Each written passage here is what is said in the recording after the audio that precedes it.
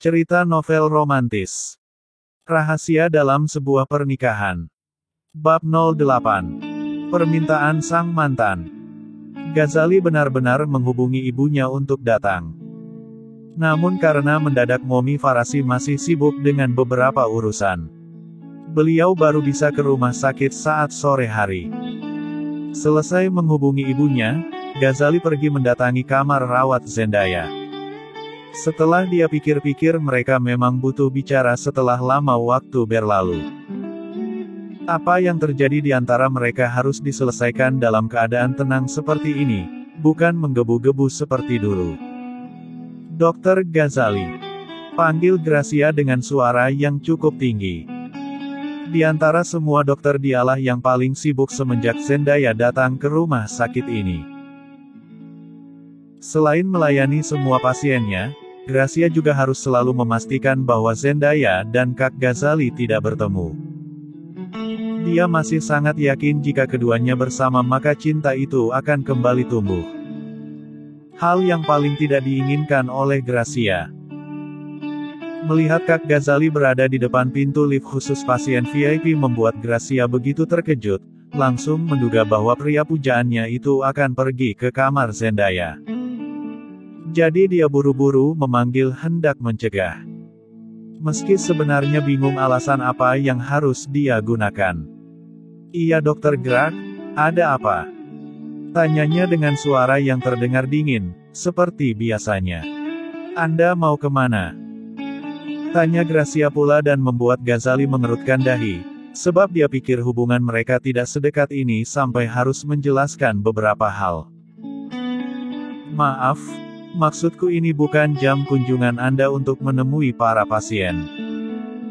Jadi aku bertanya-tanya kenapa Anda ada di sini. Tanya Gracia, dia menunduk sedikit untuk mengurangi rasa malu, lalu menyelipkan sebagai rambut ke belakang telinga. Sungguh, interaksi mereka sebenarnya sangat canggung. Namun untuk beberapa perawat yang melihat interaksi itu terlihat sangat manis. Mulai berbisik-bisik jika Dokter Ghazali dan Dokter Gracia cocok juga. Lebih baik bersama Dokter Gracia dibandingkan harus kembali dengan Zendaya. Aku ada urusan, balas Ghazali singkat, saat itu bertepatan dengan pintu lift yang terbuka dan Ghazali langsung masuk begitu saja. Gracia tak mampu bicara lagi, sebab pria itu kini telah pergi. Gracia membuang nafasnya frustasi, sulit sekali untuk menjangkau pria itu. Entah dengan cara apa dia bisa memiliki Dokter Ghazali. Kedatangan Ghazali ke dalam kamarnya langsung disambut dengan senyum lebar oleh Zendaya. Wanita itu bahkan ingin bergegas turun dari ranjangnya namun dicegah oleh Ghazali. Tidak perlu turun, aku tidak lama di sini, ucap Ghazali. Sesaat dia masih tergugu melihat semua luka di wajah Zendaya. Namun dia terus coba mengendalikan hati, kedatangannya ke sini bukan untuk memberi simpati. Namun mengakhiri semuanya dengan jelas. Dia tidak ingin Zendaya sampai terus menghubungi Herli hanya untuk mereka bertemu. Terima kasih sudah datang Ghazali, ucap Zendaya. Aku benar-benar meminta maaf atas semua yang terjadi di masa lalu kita. Bisakah sekarang hubungan kita jangan canggung seperti ini? Pinta Zendaya pula. Dia menatap dengan sorot mata yang begitu tulus. Ingin Ghazali bisa membaca tentang cinta yang masih ada di dalam hatinya. Namun pria itu seperti tak terpengaruh, masih saja menatap dengan dingin.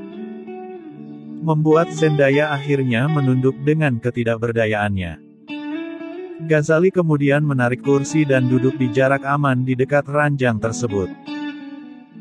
Bagi Zendaya jarak ini cukup jauh, karena yang dia harapkan adalah Ghazali duduk di tepi ranjang. Tentang masa lalu aku sudah memaafkan semuanya, kamu dan juga suamimu atas pengkhianatan kalian, balas Ghazali. Zendaya terdiam. Hatinya selalu tersentak hatinya tiap kali diingatkan atas kesalahannya tersebut. Apalagi sekarang yang berbicara adalah Ghazali, Rasanya sakit ini jadi bertambah berkali-kali lipat. Aku datang bukan untuk membuat hubungan kita jadi tidak canggung. Aku datang untuk benar-benar mengakhiri semuanya, ucap Ghazali. Jangan seperti ini Ghazali, tidak bisakah aku mendapatkan kesempatan kedua? Pinta Zendaya yang kini sudah menjatuhkan air mata. Ghazali bangkit dari duduknya dan menggeleng kecil. Tidak bisa Zendaya, karena tiap kali aku melihatmu. Bayangan pengkhianatan itu masih terekam jelas di otakku. Tangis Zendaya makin menjadi, andai dia punya mesin waktu, Zendaya akan kembali ke masa lalu dan memperbaiki semuanya. Dia akan tetap bersama Ghazali tanpa pengkhianatan itu. Maafkan aku Ghazali, aku mohon lupakan semuanya, pinta Zendaya. Tapi tentu saja permintaan itu tak akan pernah bisa dilakukan oleh Ghazali dengan mudah. Sekarang saja dia seperti melihat Zendaya yang telanjang. Padahal wanita itu menggunakan baju rawat rumah sakit. Aku permisi, ucap Ghazali kemudian. Setelah keluar dari ruang rawat Zendaya, Ghazali pun membuang nafasnya dengan frustasi. Apa yang selama ini mengganjal di dalam hatinya kini seolah perlahan hilang. Semuanya tentang Zendaya kini telah benar-benar berakhir. Tidak peduli bagaimana kehidupan rumah tangganya Ghazali tak akan terpengaruh. Zendaya harus menyelesaikan sendiri masalah hidupnya, seperti selama ini Ghazali yang berjuang sendirian untuk sembuh dari rasa sakit hati. Dibandingkan terus berkutat dengan masa lalu, Ghazali lebih pilih untuk menjalani hidupnya ke depan. Dan sekarang hanya Melsi lah yang ada di sampingnya. Setelah Ghazali pergi, Gracia pun masuk ke dalam ruang rawat Zendaya. Dia merasa tak tenang atas pertemuan kedua orang tersebut, jadi datang ke sini untuk memastikan semuanya. Namun belum sempat dia masuk ke dalam kamar wanita itu, Gracia sudah lebih dulu mendengar suara tangis yang begitu pilu. Langkahnya sontak terhenti sejenak, sebelum akhirnya kembali mengambil langkah mundur dan pilih untuk keluar lagi. Mendengar tangis itu, Ribier Gracia tersenyum kecil. Tidak perlu dijelaskan dia sudah tahu apa jawabannya. Dokter Ghazali pasti mengakhiri semuanya dengan Zendaya.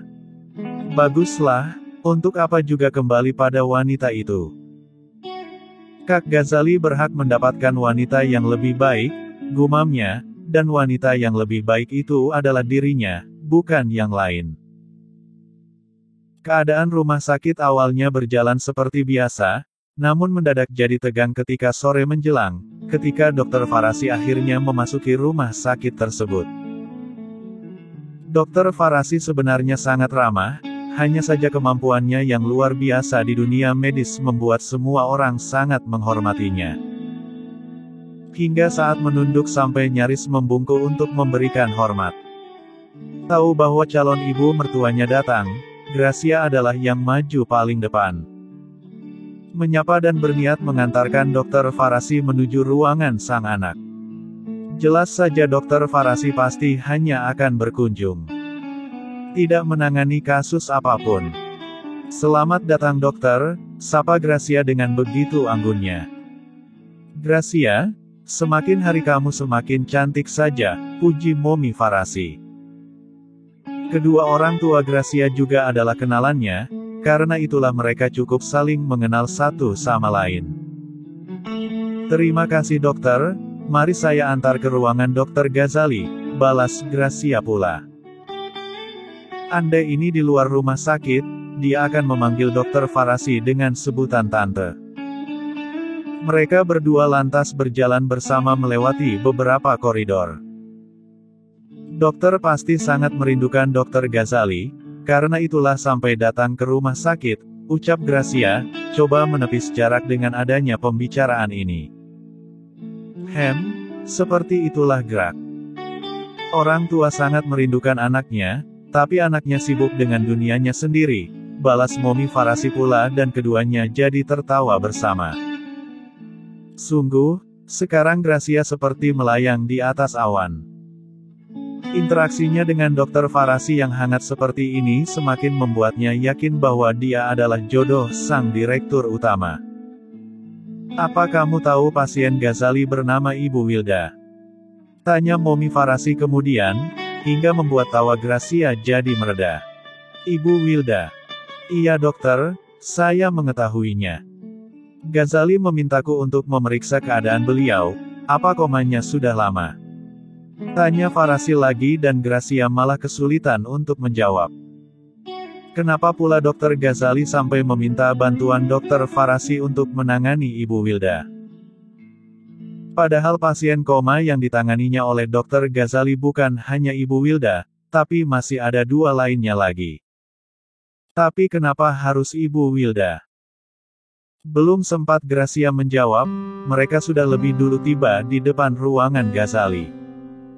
"Terima kasih Greg, untuk pertanyaan tadi lupakan saja. Aku akan menanyakannya langsung pada Ghazali," ucap Mommy Farasi. Dengan ribiar tersenyum dia pun masuk ke ruangan itu dan menutup pintu. Meninggalkan Gracia yang tergugu. Kenapa harus Ibu Wilda? Kenapa harus ibunya Melsi? Pertanyaan itu seketika menguasai pikirannya. Apalagi saat ingat ucapan Zendaya bahwa dia pernah melihat Ghazali dan Melsi di dapur rumah sakit. "Dek.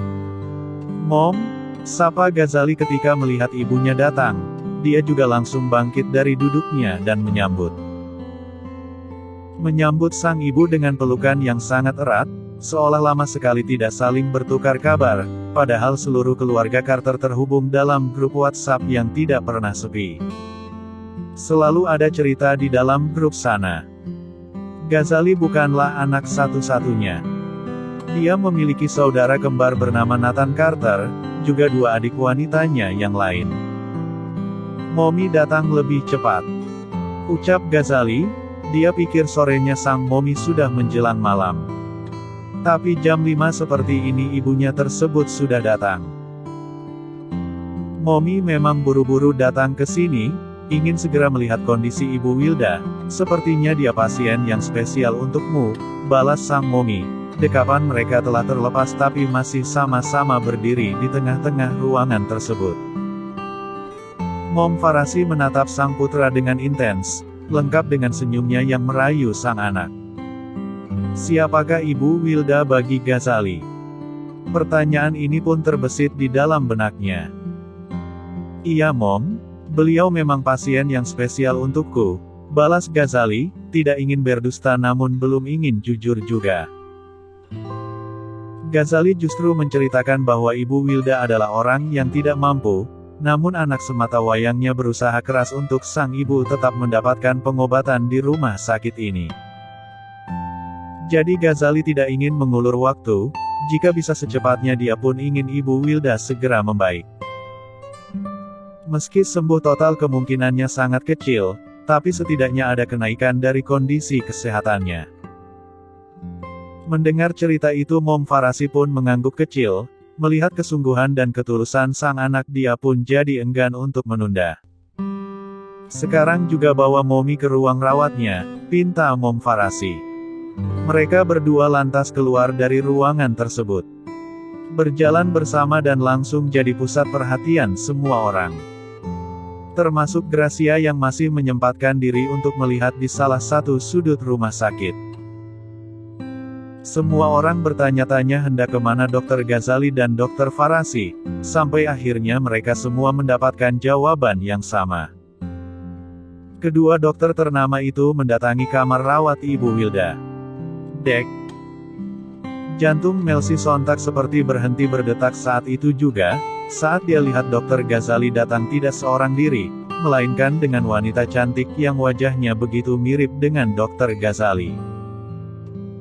Tak perlu dijelaskan, Melsi langsung tahu bahwa wanita itu adalah Dr. Farasi, ibu dari Dr. Ghazali. Dan secara tidak langsung juga mertuanya meski masih disembunyikan. Astaga, batin Melsi. Dia sampai terperangah. "Selamat sore dokter, silahkan masuk," ucap Melsi. Kedua tangannya telah basah dengan keringat dingin. Dia terus meremat kedua tangannya tersebut, dan menyingkir mempersilahkan kedua dokter itu untuk masuk ke dalam kamar yang tidak terlalu besar ini, bahkan bisa dibilang kecil. Melihat ada seorang wanita muda di sini, membuat kening Momi Farasi jadi berkerut. Lalu dia tatap anaknya yang ternyata malah memalingkan wajah. Beberapa saat lalu Momi Farasi kita anak Ibu Wilda adalah seorang pria, ternyata wanita cantik yang begitu sederhana. Sungguh, Momi Farasi adalah manusia paling peka di dunia ini. Melihat gelagat keduanya dia langsung tahu bahwa ada sesuatu. "Halo, anaknya Ibu Wilda ya? Saya Dr. Farasi," ucap Mom Farasi, memperkenalkan diri sebab ini adalah pertemuan pertama mereka. Iya dokter, nama saya Melsi," jawab Melsi yang jadi gagap. "Apa yang dilakukan Ghazali?" "Tidak ada, hanya memasang wajahnya yang datar." Setelah perkenalan singkat itu akhirnya Melsi diminta untuk keluar lebih dulu, sementara Dr. Farasi didampingi oleh sang anak memeriksa kondisi Ibu Wilda. "Apa kamu tahu Ghazali, terkadang orang yang mengalami koma bukan hanya karena sakitnya. Tapi dia sudah lelah dengan kehidupannya," ucap Mom Farasi. Dia bicara seperti itu setelah melakukan beberapa pemeriksaan, bahkan sempat mengajak Ibu Wilda bicara tentang Melsi. "Apa Ibu Wilda tidak ingin melihat Melsi sekarang? Dia begitu kurus." Saat Dr. Farasi bicara seperti itu tak ada respon apapun. Bahkan nafasnya terdengar teratur. Tak ada tanda-tanda sedikit pun tentang adanya perubahan perasaan. Sementara orang koma bukan berarti tak merasakan apa-apa, mereka masih mampu mendengar, bahkan merasakan hawa di sekelilingnya. Tapi saat Dr. Farasi berkata bahwa Melsi saat ini sudah bahagia, barulah Ibu Wilda memberikan sedikit respon. Bahkan jari kelingkingnya pun ikut bergerak. Dan mendengar ucapan sang ibu, Ghazali hanya terdiam, hanya membalas tatapan sang ibu yang sejenak menatap ke arahnya. Sebelum akhirnya kembali melihat ke arah Ibu Wilda. "Apa kamu tahu apa yang dilakukan Melsi untuk mencari uang demi pengobatan ibunya?" tanya Momi Farasi dan membuat jantung Ghazali seketika berdenyut nyeri. Karena pertanyaan itu seolah menusuk tepat di relung hatinya. Ghazali terdiam, tidak menjawab sepatah kata pun. "Mintalah Melsi untuk berhenti bekerja, tentang biaya pengobatan ibunya biar Momi yang tanggung," ucap Dr. Farasi kemudian. Dia yakin hal ini ada sangkut pautnya. Ibu mana yang tahan melihat anaknya banting tulang demi menyambung kehidupan keluarga? Ibu Wilda tak ingin melihat hal itu.